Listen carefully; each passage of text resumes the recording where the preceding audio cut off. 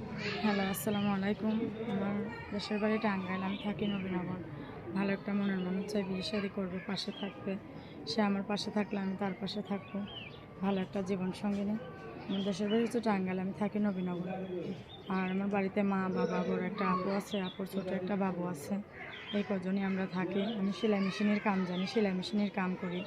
বিয়ে শাদী বসবো, তার জন্য এখন চাই ভালো একটা সুন্দর মন, যে আমার পাশে থাকবে, আমার দায়িত্ব নেবে। সেরকম সে যেমনই হোক, বুড়ো হোক, জোয়ান হোক, আমার তাতে কোনো সমস্যা নাই। জীবনে ভালো থাকার জন্য ভালো একটা মনের মানুষের দরকার। সে বুড়াই কি আর জোয়ানই কি, তাতে কোনো ডিফেক্ট করে না। সুন্দর একটা মনের দরকার। এখন চাই, তাই বললাম যদি কেউ আমার পাশে থাকেন। আমি গরিব মানুষ ভাই, আমার বিয়ে শাদী হয় নাই। আমি ক্লাস 6 পর্যন্ত লেখাপড়া করছি, কোরআন শরীফ পড়া জানি, নামাজ পড়া জানি। এইটাই। এখন যদি কেউ ভালোবেসে আমার পাশে থাকতে চান, আমিও তার পাশে থাকবো। এইটাই। আমার নাম সোনিয়া, আর আমার দেশের বাড়ি টাঙ্গাইল। এইটাই। আর যদি মনে করেন, বিশ্বাস করে পাশে থেকে দেখবেন আমি কেমন।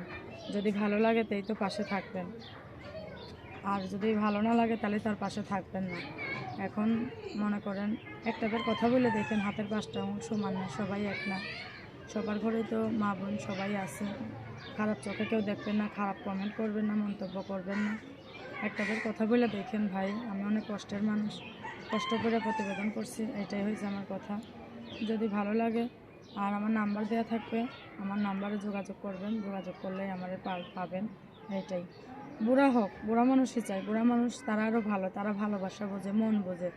আর জোয়ান মানুষে মন বোঝে না, ভালোবাসা বোঝে না। এইটাই। তাই যদি কারো ভালো লাগে আমার প্রতিবেদনটা দেখে, তাইলে আমার পাশে থাকেন। এইটাই বললাম।